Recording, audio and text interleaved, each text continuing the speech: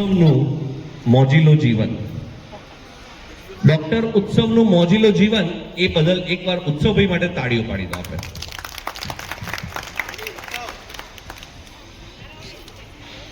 કે उत्सव की कहानी चांदनी की जुबानी. उत्सव की कहानी चांदनी की जुबानी એટલે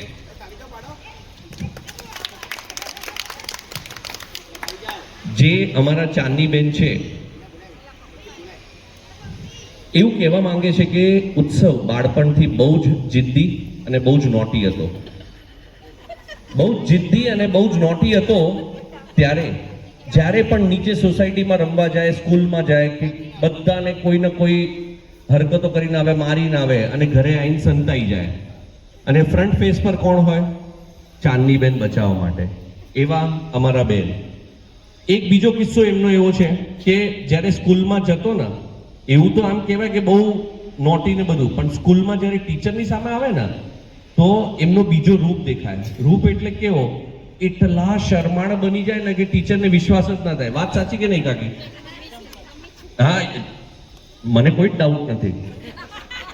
મને કોઈ જ ડાઉટ નથી કે તમે એમના મમ્મી જાઓ, પણ વાત સાચી કે નહીં? એ શરમાળ હતો ને, અને શરમાળમાં એવું થયું, સંદીપભાઈ, શરમાળમાં એવું થયું કે ટીચરે એક વખત કંટાળીને એવું કહી દીધું એમના બેનને કે એને કાલથી છે ને સ્કૂલ ડ્રેસમાં ના મોકલતા, સાડલો પહેરીને મોકલતો.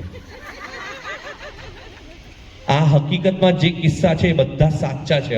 હું મારા મનથી એક એક કિસ્સા બોલી નથી રહ્યો. આ બધા ને આ અમારા ભાઈબંધોએ બધા કીધા છે.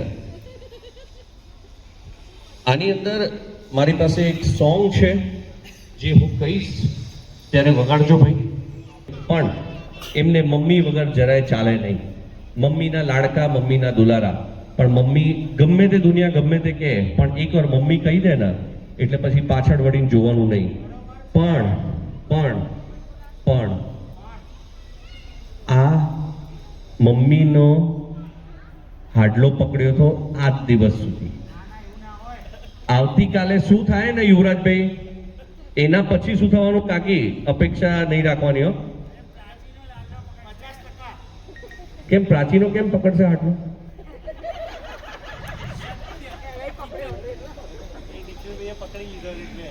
કોણ? એમની વાડીનો? હા, તો વાંધો નહીં. ના ના, બરોબર છે.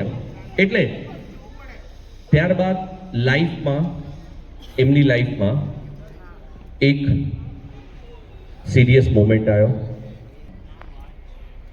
એમના પપ્પાનું અવસાન થયું, પણ ગાડી ત્યાં નથી ઊભી રહી. અમારા જે ચાંદની બેન છે પાછળ બેઠા છે, એમને એમનો હાથ પકડી રાખ્યો હતો પહેલેથી છેલ્લે સુધી. ને આજે એમની ભૂમિકા બહુ જ મહત્વપૂર્ણ છે એમના MBBS અને MD બનવામાં. એવા અમારા ચાંદની બેન માટે એકવાર જોરદાર તાળી થઈ જાય. અને ફાઇનલ મેસેજ છે તમારા, પણ તું દિલથી બહુ જ સારો છે. હવે પ્રાચી સાથે તારી નવી જર્નીની શરૂઆત થઈ રહી છે.